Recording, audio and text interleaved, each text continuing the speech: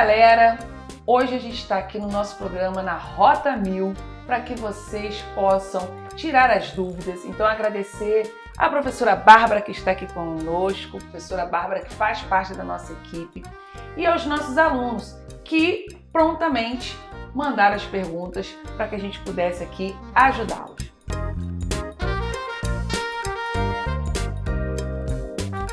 Professora Bárbara, essa semana foi uma semana que nós trabalhamos a argumentação, e dentro dessa argumentação é o famoso EAC da professora Daniele Velasco, em que são mais de 19 anos utilizando aí e ajudando as pessoas uma escrita verdadeira, não só para o Enem, mas para o UERJ, para a vida, né? E aí é lógico, né? Choveram perguntas em relação à argumentação. Argumentação que é de extrema importância, não é isso, professora? Isso mesmo, nós temos trabalhado diariamente nas nossas aulas todo o processo estrutural, mas o foco está na argumentação, porque é ela que revela uma escrita autoral. E o nosso curso tem feito, esse trabalho para manter os alunos nessa rota que leva até a nota 1000. Exatamente. Lembrando que muitos falam assim, o Enem mudou, o Enem mudou. Na verdade, o Enem não mudou. O Enem apenas está fazendo algo que já estava escrito no manual do candidato ali, do participante.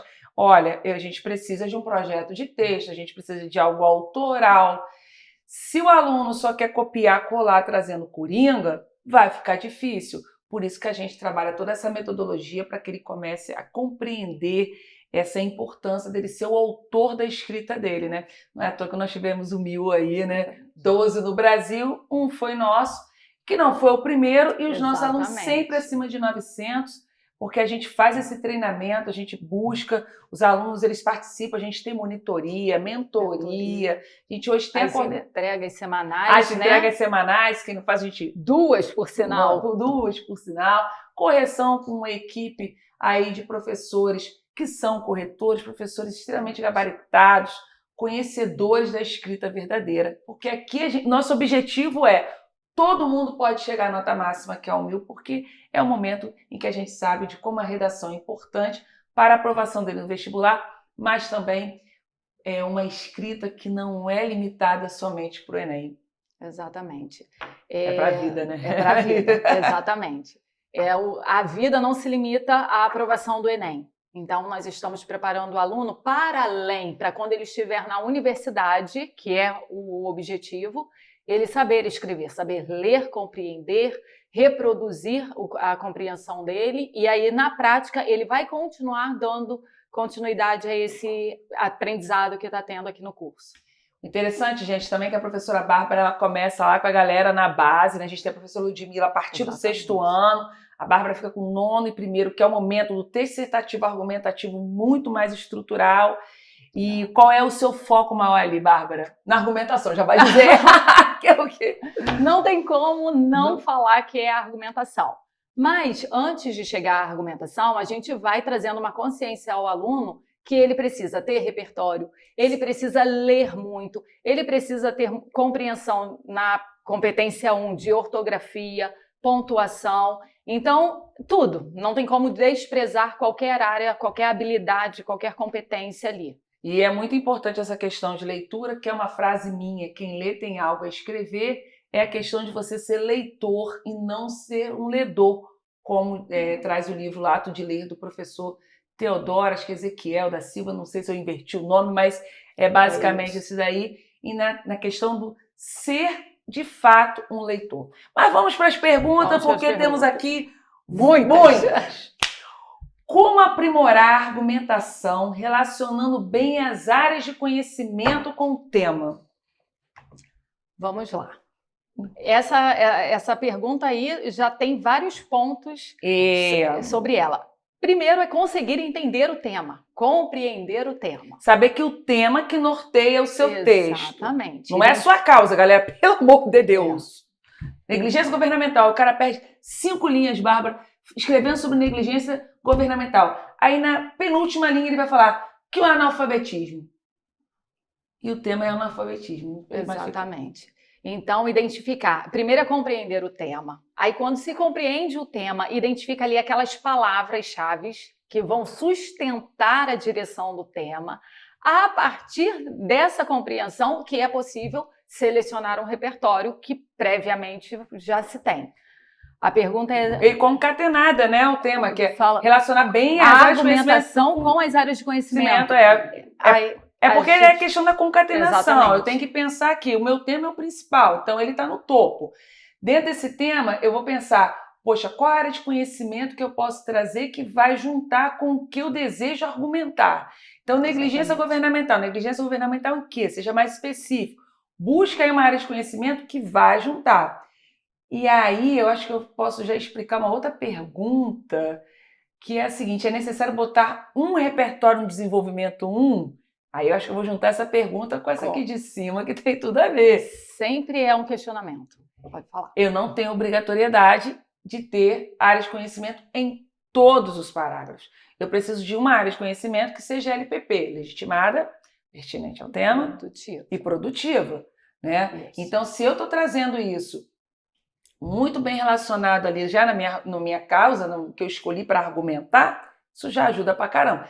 Trazer área de conhecimento, vômito. Blá, Bauman, blá, vomitei, Thomas Hobbes, blá.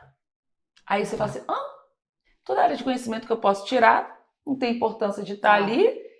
Essa semana eu tive uma experiência dessa e, por sinal, foi um exemplo levado para dentro da sala de aula.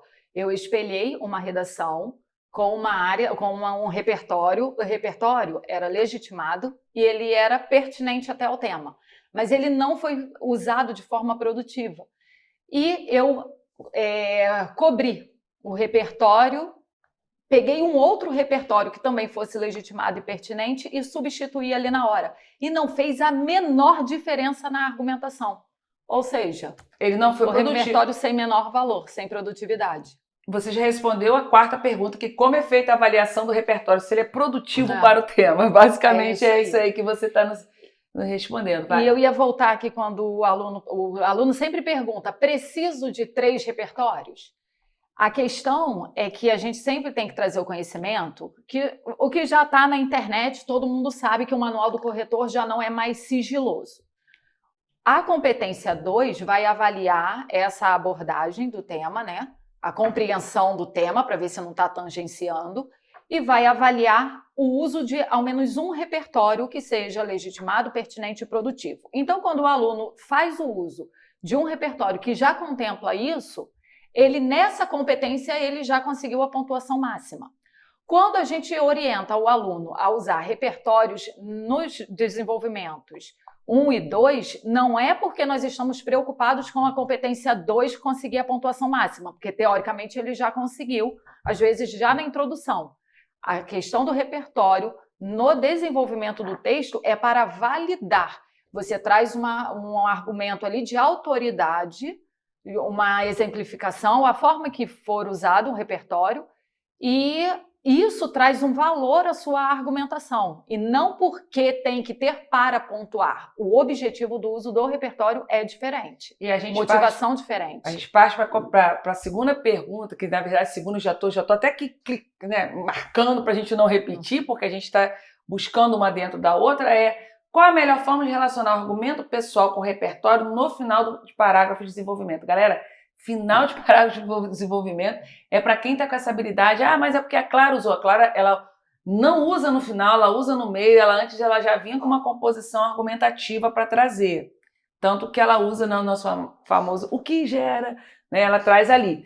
Então, usar o repertório no final de parágrafo, ele é necessário? É necessário ter? Às vezes o repertório vai entrar como uma prova disso. Sim. Como, né? Aí Exatamente. Sim, aí dá para você uma exemplificação. Estou provando que aquilo que eu estou falando é verdade. Que é difícil, às vezes, você ter conhecimento de de todas as pesquisas, de tudo que vai acontecer, entendeu? Então é mais complexo isso. Então a gente já começa também na 2, né? Vamos para a próxima. Mesmo com a explicação da argumentação, na hora de pôr em prática, sinto dificuldade como argumentar de fato o que citar para convencer. Sigo tendo dificuldade na competência 3, tirando 120 a 160. Eu posso responder? Por favor. Primeiro que a gente precisa de prática. A gente só desenvolve, a gente só vai chegar a gente só chega a excelência a partir do momento que a gente treina. É como no esporte. Se você não treinar diariamente, você não evolui. Então, essa evolução, essa perfeição vem de uma prática com muita consciência de que eu estou errando, vou lá na plataforma, vejo onde eu estou errando, o que está vindo de elementos que não estão legais ali, se por um acaso onde eu estou falhando mais, ler o que o corretor escreve, buscar aquilo com uma escuta do coração para poder tentar consertar. Cada dia que eu faço uma redação, ter essa reflexão crítica para poder superar e conseguir compreender. Além disso, se eu estou pensando em convencer, eu preciso ter um domínio do que eu escolhi como argumento. Não é escrever só por escrever, mas acreditar no que eu escolhi, trazer aquilo como verdade, trazer elementos que possam sustentar. Eu tenho que estar preocupado com a fluidez do texto. Outra coisa que a gente está vendo muito, palavras difíceis, que a gente lê.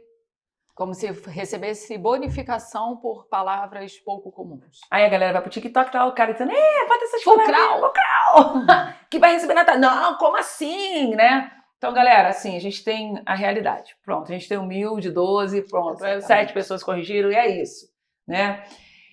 Então, assim, essa dificuldade, ela vai ser sanada a partir do momento que você treinar, que você ler os comentários, você procurar monitoria, mentoria e, acima de tudo, buscar a sua essência nessa escrita. Buscar o que você acredita como um argumento principal. Não adianta achar que tudo vai colocar, usando essa mania, né, Bárbara? Tudo eles acham assim, vou botar negligência governamental. Aí eu pergunto, o tema é sobre maus tratos animais domésticos. Você vai colocar que é negligência governamental?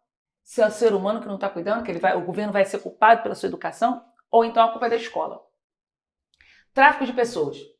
Que a culpa eu li isso? Tráfico de pessoas. A culpa é da escola, porque a escola não está trabalhando. Coitada da escola. Até no tráfico de pessoas ela é culpada. Gente, não dá. Então a gente precisa ter esse cuidado. É trabalho. Não existe mágica. Até existe que vendem na internet, mas a gente quer 1.000, não né? Funciona. Não, a gente está na rota do 1.000, a gente não está... E aqui me chama a atenção nessa pergunta que usa a palavra convencer. Às vezes, aí aqui é como convencer, né? O corretor, teoricamente, disso. Vamos lá, o corretor, em cada momento, ele está corrigindo uma prova diferente. Então, às vezes, o trabalho não é convencer necessariamente o corretor, mas trazer uma verdade. Mas, exatamente. Você está convencido daquilo que você está escrevendo ali? Para você poder persuadi-lo? Exatamente. E aí, o convencimento, que também, às vezes, o aluno vem com isso para dentro de sala. Convencer que você está certo. O corretor pode, inclusive, terminar de fazer a leitura sem concordar com você. Mas se você apresentar uma linha de raciocínio coerente, ele não vai concordar, mas ele é obrigado a pontuar, porque ali existe uma organização de pensamento. E aí tem uma questão muito importante, que é o que eu utilizo com eles na hora que eu vou trabalhar a questão da passagem, né, que é essa argumentação, que é o seguinte, esse sujeito-alvo, ele é um sujeito de saberes. Sim. Então você, como sujeito argumentante, você precisa buscar a sua verdade que você quer ali persuadir, porque o cara já conhece, tem todo o conhecimento. Sim. Então, o convencer, primeiro você tem que saber o que você está escrevendo para que você possa fazer, né? Como eu posso melhorar a minha argumentação? Acho que a gente já respondeu aí. Prática, exatamente. Monitoria, mentoria. Atenção aos erros, para eliminá-los. É aquele texto, assim, eu costumo dizer que dá gosto de ler. Dá gosto de ler, a pessoa traz algo simples, algo que não é prolixo, sim, que não é enrolation. Que a gente lê que a pessoa está mais preocupada em escrever área de conhecimento do que escrever sobre o texto em si. Então, a gente pode falar sobre isso. Pergunta 7. Como posso criar uma argumentação forte? Também já respondemos essa aqui. Quem lê, ler, tem produzir. Algo, tem lá algo a escrever. E a leitura não é decoreba, é ler, compreender, fazer relações. Eu costumo dizer o seguinte, Bárbara, esse aluno, ele está desde lá do jardim, desde pequenininho, na escola, tendo informações, ele tem um HD aqui poderosíssimo. Exatamente. Busca, pare de dormir na aula de filosofia, sociologia, história, geografia, por favor, tá? Faz isso daí. E somado a isso, vamos supor que esse aluno agora tenha virado a chave e ele tenha decidido começar a dar a atenção. a ter repertórios, áreas de conhecimento. Tempo perdido porque ele brincou durante todo o ensino fundamental dele, ensino médio ele também. Agora 45 do segundo tempo, ele quer ser a sensação ali da argumentação. E tem como. Aí a gente começa com o processo de leitura, seleção de leitura, variedades de leituras. Tudo que o aluno vê, tudo que ele ouve, tudo que ele lê, serve de repertório, desde que tenha atenção em relação àquilo que está dentro da sociedade, o tempo todo. O aluno está sendo exposto a repertórios, a áreas de conhecimento. Só que precisa estar atento a isso. E aí, um trabalho de prática, isso vai se alinhando. Que a professora Bárbara está dizendo o seguinte: assistir a um filme, a uma série, já vai concatenando. Ontem, uma música pode servir muito. Ontem, assistindo ao filme lá de Chico Bento, né? A primeira pergunta que eu vi. Primeira pergunta que eu faço assim: poxa, qual o tema que eu posso fazer? Não tem Ana Júlia, qual o tema que eu posso extrair desse filme? Tema: natureza, reflexão.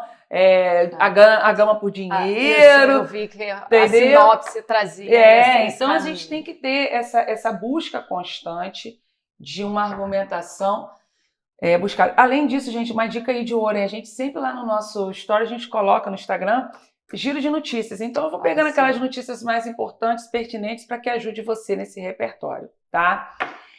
Quais são os erros mais comuns na argumentação e como posso evitá-lo?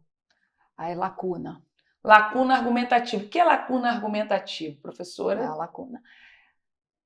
O óbvio, às vezes... Não, o óbvio precisa ser dito, precisa ser explicado, exposto. O corretor, ele não tem a obrigação de interpretar o que você quis dizer. E nem vai, gente. No meio de uma demanda.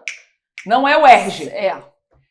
É uma demanda diária de correção. Se não está escrito, se não tem clareza, vai ficar ali um limbo interpretativo e vai perder ponto por isso. Então, a lacuna a gente entende aquele início de argumentação que não aprofunda, aquilo que é falado e às vezes não tem um exemplo, fica muito genérico. Isso traz uma lacuna que o corretor tem que se dar o trabalho. Ele não vai se dar o trabalho nenhum e isso já faz perder ponto. Um outro exemplo que me perguntaram na aula que eu falei sobre celular e trânsito seria como causa a nomofobia. Em algum momento eu tenho que explicar o que é nomofobia, porque o corretor... Termos específicos tem que dar explicação.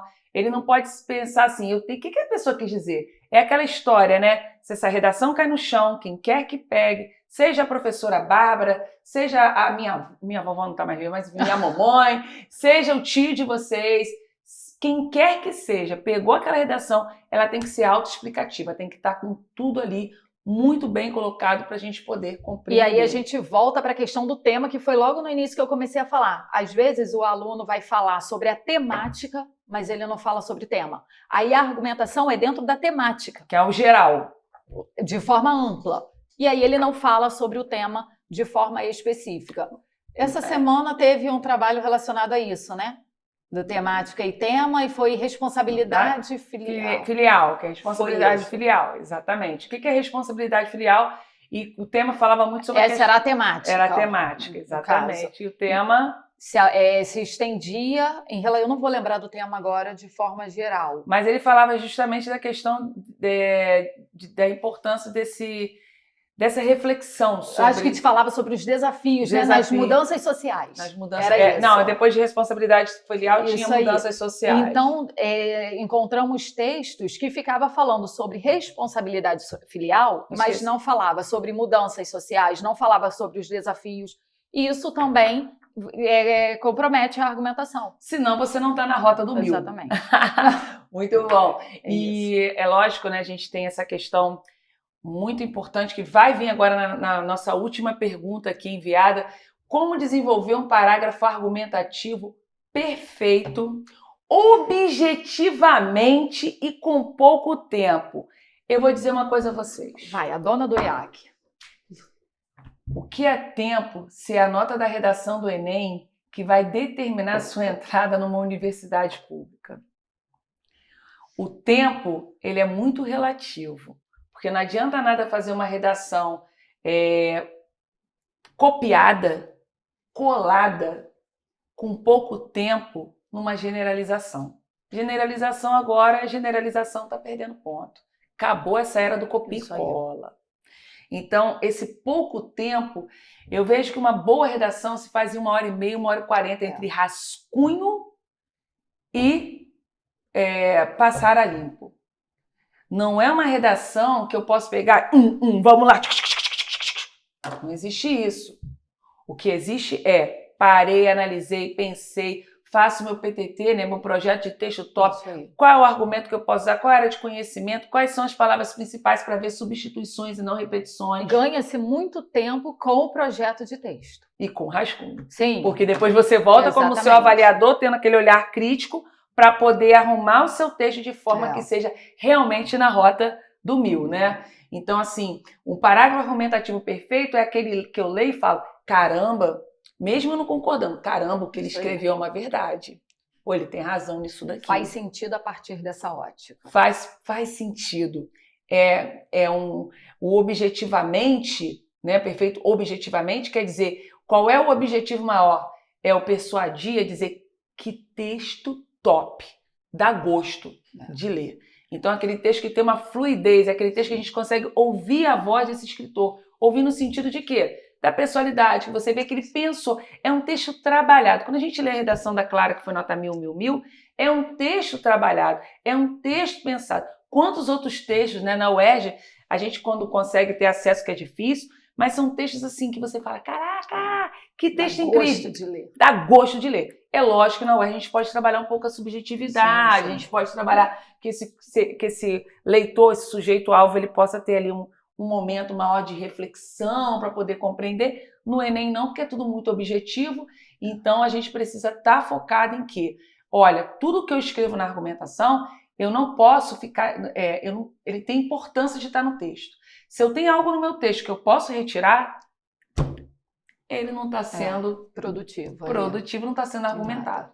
Tá bom? Espero que vocês tenham gostado no nosso episódio aí na rota do 1000, né? Que a gente possa fazer outros e tirar dúvidas aí. Outras perguntas. E agradecer a professora Bárbara por estar aqui conosco.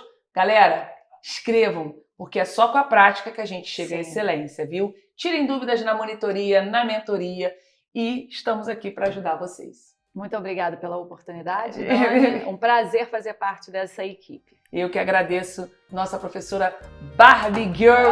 Beijo, beijo, beijo, galera!